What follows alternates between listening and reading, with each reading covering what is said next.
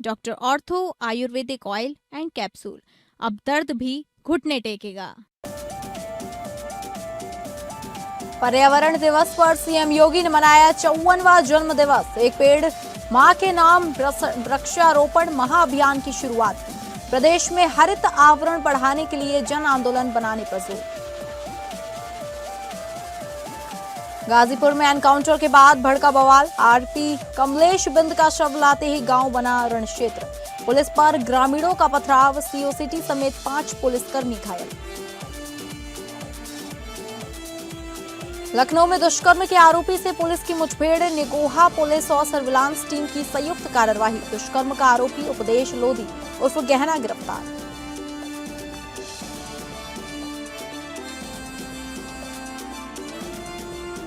नमस्कार, आप सभी का स्वागत है उत्तर प्रदेश बुलेटिन में और मैं हूं आपके साथ अंकिता सिंह। शुरुआत करेंगे बुलेटिन की, जहां उत्तर प्रदेश के मुख्यमंत्री योगी आदित्यनाथ का अपना 54वां जन्म दिवस मना रहे हैं। संयोग से उनका जन्म दिन इस वर्ष विश्व पर्यावरण दिवस के अवसर पर पड़ा है। इस खास मौके पर मुख्यमंत्री योगी ने प्रदेशवासियों को पर्यावरण संरक्षण का संदेश देते हुए एक पेड़ मां के नाम महाअभियान के अंतर्गत प्रदेश व्यापी वृक्षारोपण अभियान का शुभारंभ करने का ऐलान किया है। सीएम योगी ने प्रदेशवासियों से अपील करते हुए कहा कि सभी लोग एक पौधा लगाकर मातृभूमि, मातृशक्ति और प्रकृति के प्रति अपने दायित्व का निर्वहन करें तथा हरित, स्वच्छ और समृद्ध उत्तर प्रदेश के निर्माण में सहभागी बने। विश्व पर्यावरण दिवस 2026 के अवसर पर वृक्षारोपण कार्यक्रम को संबोधित करते हुए सीएम योगी ने कहा कि प्रधानमंत्री जी की प्रेरणा से पिछले 9 वर्ष दौरान प्रदेश सरकार ने पर्यावरण व प्रकृति के लिए उत्तरदायित्व का निर्वहन करते हुए महत्वपूर्ण कदम उठाए हैं। पहले ही वर्ष में 5 करोड़ वृक्षारोपण कार्यक्रम को अपने हाथों में लिया। उस समय हमारे सामने कई चैलेंज थे। हमने बड़े लक्ष्य को प्राप्त करने के लिए कदम उठाए। अब तक 242 करोड़ वृक्षारोपण कार्यक्रम को सफलतापूर्वक आगे बढ़ाने में सफलता प्राप्त की है। प्रदेश सरकार ने एक पेड़ मां के नाम के अभियान के क्रम में आज वृक्षारोपण अभियान प्रारंभ होने जा रहा है। जननी जन्मभूमि विश्व स्वर्गरादिपि गरिसमयी जननी और जन्मभूमि के प्रति कृतज्ञता हर नागरिक का कर्तव्य है।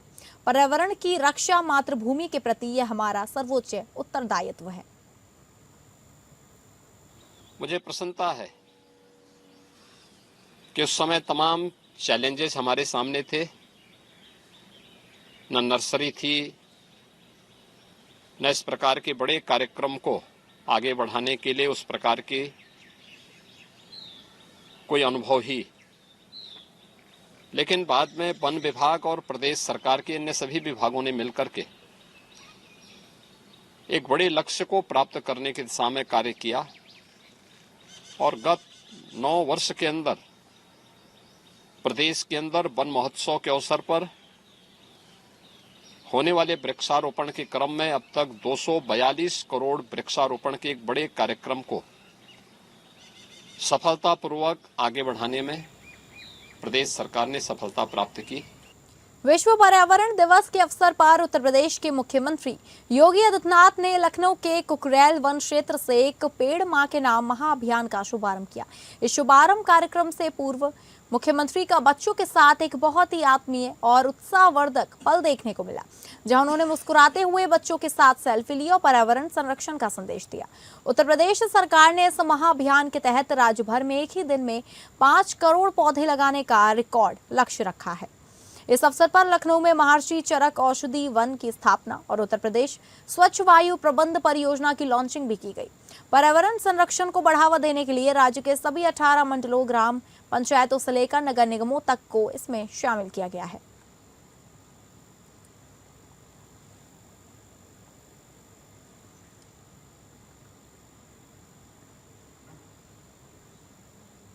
सीएम योगी ने अपने जन्मदिन और पर्यावरण दिवस पर लखनऊ में औषधि वन की स्थापना की। कुकरेल रेंज में स्थापित किए गए महर्षि चरक औषधि वन में नीम, अर्जुन, अशोक, जामुन समेत 2 दर्जन से ज्यादा तरह के औषधीय पौधे लगाए गए। इनकी संख्या 200 से ज्यादा है। पर्यावरण दिवस पर यूपी में 5 करोड़ पौधे लगाए जाएंगे। सीएम योगी ने 5 कालिदास मार्ग पर एक पौधा रोप पर इस अभियान की शुरुआत की है। इस दौरान इसके बाद कुकरेल पहुंचे, वहां अपने साथ औषधि वन की स्थापना करने वाले स्कूली बच्चों को मिठाई बांटी। राज्य सरकार ने एक ही दिन में 5 करोड़ पौधे लगाने के लिए सभी विभागों और 18 मंडलों को जिम्मेदारी सौंपी है। अभियान की शुरुआत मुख्यमंत्री योगी ने 200 से अधिक स्कूली बच्चों के साथ लखनऊ के कुकरेल जंगल से की है।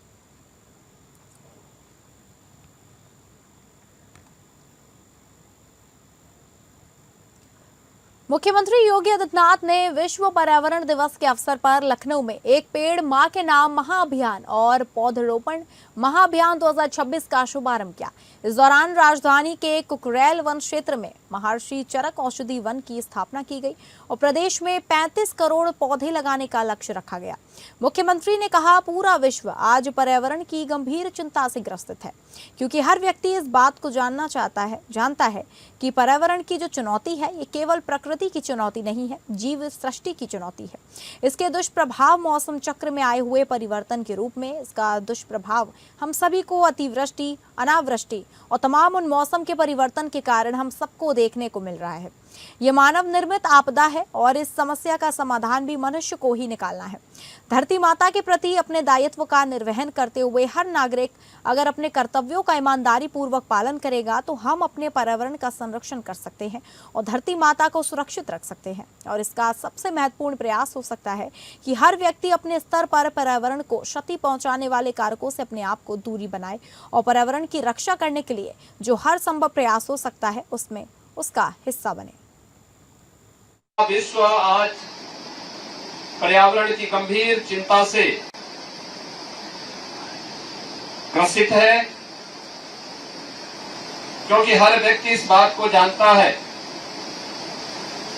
कि पर्यावरण की जो चुनौती है ये केवल प्रकृति की चुनौती नहीं है, जीव सृष्टि की चुनौती है। इसके दुष्प्रभाव मौसम चक्र में आए हुए परिवर्तन के रूप में, इसका दुष्प्रभाव हम सभी को अतिवृष्टि, अनावृष्टि और तमाम उन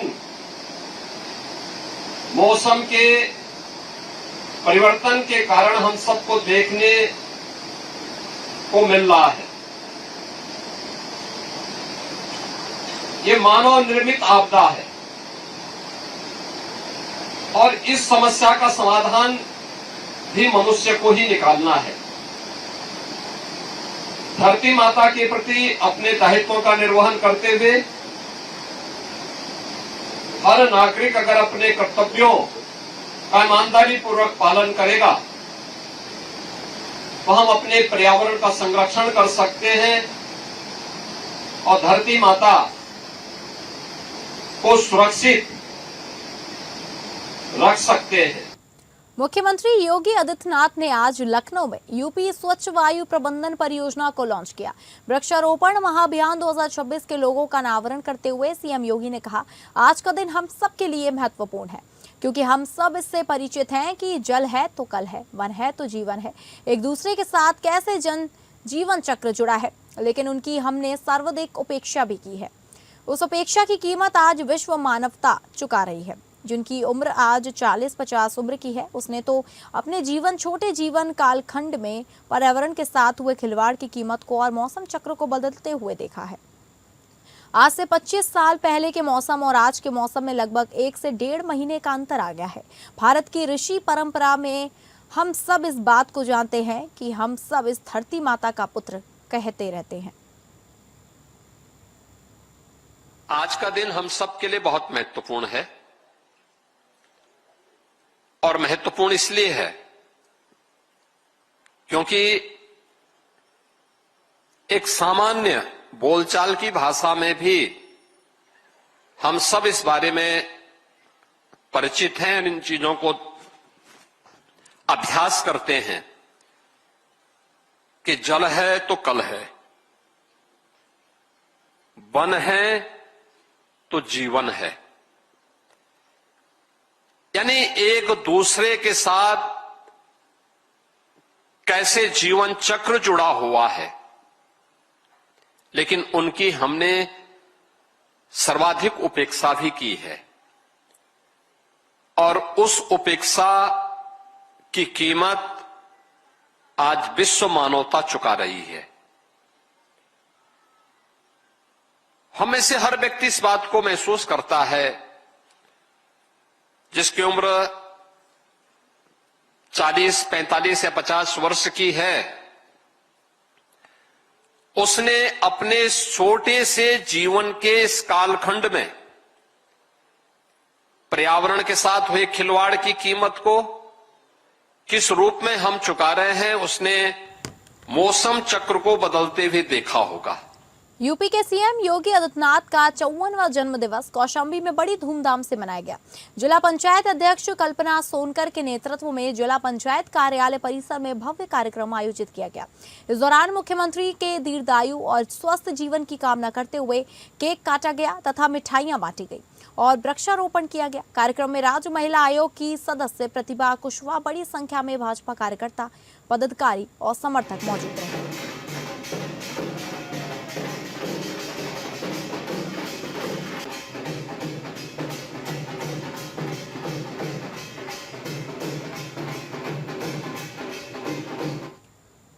उत्तर प्रदेश के मुख्यमंत्री योगी आदित्यनाथ का आज जन्मदिन है और इस मौके को बीजेपी नेता और कार्यकर्ता धूमधाम से मना रहे हैं। मुख्यमंत्री के दीर्घायु होने और अच्छी सेहत के लिए जगह जगह पूजा पाठ हो रहा है। राजधानी लखनऊ के दारुल शफा स्थित हनुमान मंदिर में भी विशेष पूजा अर्चना की गई। यहाँ स्थित प्रसिद्ध हनुमान मंदिर में बीजेपी नेताओं और कार्यकर्ताओं ने पूर्व एमएलसी यशवंत सिंह की अगुवाई में मंदिर में सुंदरकांड पाठ का आयोजन किया। सुंदरकांड के समापन के बाद मंदिर परिसर में भंडारे का भी आयोजन किया गया। सीएम योगी के जन्मदिन पर अखिल भारतीय भोजपुरी समाज के अध्यक्ष प्रभुनाथ राय की ओर से भी विशेष कार्यक्रम आयोजित किया गया। आयोजन हजरतगंज स्थित दक्षिण मुखी श्री हनुमान मंदिर में किया जाएगा। यहाँ श्रद्धालुओं की मिठाई, फल और पौधा वितरित किया गया।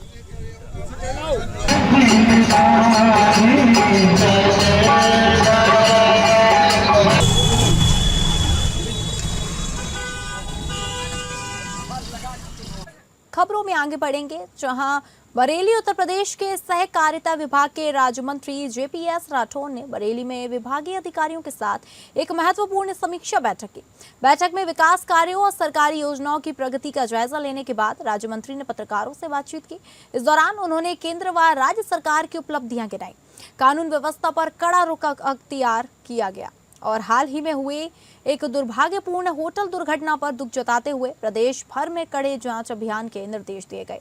सहकारिता राज्य मंत्री जेपीएस राठौर ने प्रधानमंत्री मोदी के नेतृत्व की सराहना करते हुए कहा कि देश में बीते 12 साल विकास, विश्वास और जन कल्याण के रहे हैं। सरकार ने नकारात्मक राजनीति को पीछे छोड़कर फॉर्मेनेंस की पॉलिटिक्स की शुरुआत की है, जिसके दम पर भाजपा को जनता का सकारात्मक जनादेश और लगातार आशीर्वाद मिल रहा है।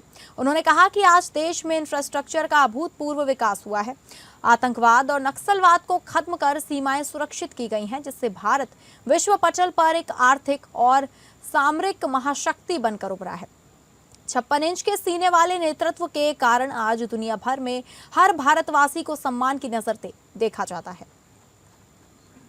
निश्चित रूप से प्रधानमंत्री नरेंद्र मोदी जी के नेतृत्व में जिस तरीके से भारत में इंफ्रास्ट्रक्चर और विकास के काम हुए हैं, 12 साल विकास के हैं, 12 साल विश्वास के हैं, 12 साल जन कल्याण के हैं।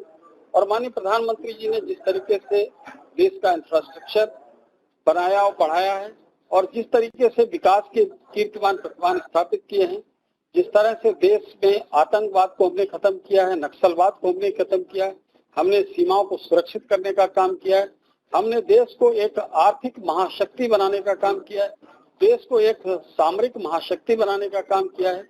विश्व पटल पर एक नया नाम भारत का उभर कर आया है और दुनिया के सभी बड़े देश आज भारत को, हर भारतवासी को बड़े सम्मान के साथ देखते हैं। गाजीपुर में 1 लाख के इनामी और विनीत राय हत्याकांड के आरोपी कमलेश बिंद के एनकाउंटर के बाद हालात तनावपूर्ण हो गए हैं। पोस्टमार्टम के बाद जैसे ही कमलेश बिंद का शव गांव पहुंचा, परिजन और ग्रामीण उग्र हो गए। देखते ही देखते विरोध प्रदर्शन पथराव में बदल गया। इस बवाल में सीओ सिटी शेखर सेंगर समेत 5 पुलिसकर्मी घायल हो गए, जिसके बाद पूरे गाँव को पुलिस छावनी में तब्दील कर दिया गया। दरअसल गाजीपुर के गौसाबाद गाँव में गुरुवार देर शाम उस समय अफरा तफरी मच गई जब एनकाउंटर में मारे गए 1 लाख के इनामी बदमाश कमलेश बिंद का शव गांव पहुंचा। शव देखते ही परिजन, महिलाएं और ग्रामीण भड़क उठे और पुलिस के खिलाफ जमकर नारेबाजी शुरू कर दी।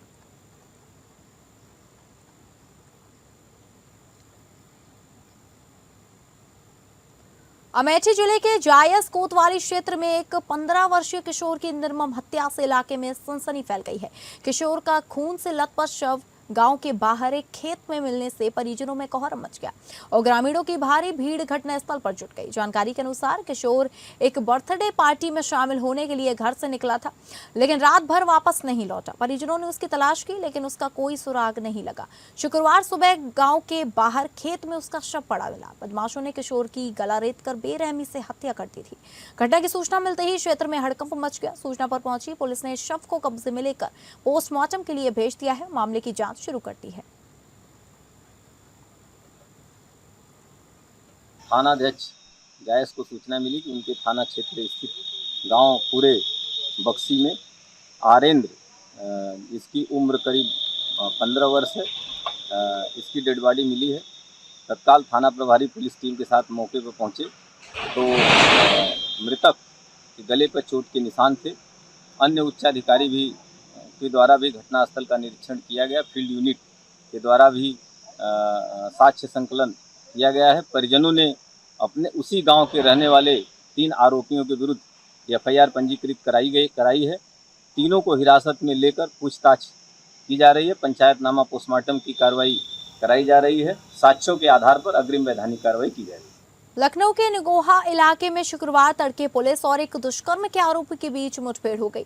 निगोहा थाना पुलिस और सर्विलांस टीम की संयुक्त कार्यवाही करते हुए 31 मई को युक्ति से दुष्कर्म के आरोप में फरार चल रहे उपदेश लोधी उर्फ गहना को धर दबोचा गया। पुलिस के मुताबिक मुखबिर की सूचना पर टीम आरोपी की घेराबंदी कर रही थी। खुद को घेरा देख उपदेश ने पुलिस टीम पर फायरिंग शुरू कर दी। आत्मरक्षा में पुलिस ने भी जवाबी फायरिंग की। गोली चलने के बाद आरोपी के पैर में गोली लगी और वह वहीं गिर पड़ा। घायल अवस्था में पुलिस ने आरोपी को हिरासत में लेकर इलाज के लिए ट्रॉमा सेंटर भेज दिया गया है। उसकी हालत स्थिर बताई जा रही है। तलाशी के दौरान उसके कब्जे से एक अवैध तमंचा और जिंदा कारतूस भी बरामद हुए हैं। पुलिस अधिकारियों ने बताया कि आरोपी तक पहुंचना आसान नहीं था। 31 मई की घटना के बाद से फरार उपदेश की लोकेशन ट्रेस करने के लिए पुलिस ने 300 से ज्यादा सीसीटीवी फुटेज खंगाले। तेलीबाग से एक सवारी वाला ऑटो लिया था जिसमें अन्य सवारियां भी बैठी थी। धीरे धीरे विभिन्न स्थानों पर ये सवारियां उतर गई। आखिरी में ऑटो चालक और उसका एक अन्य साथी रह गया था। इसमें ऑटो चालक दूसरे रास्ते पे सुनसान एरिया में ले जाकर उसके साथ बलात्कार की घटना घटित की।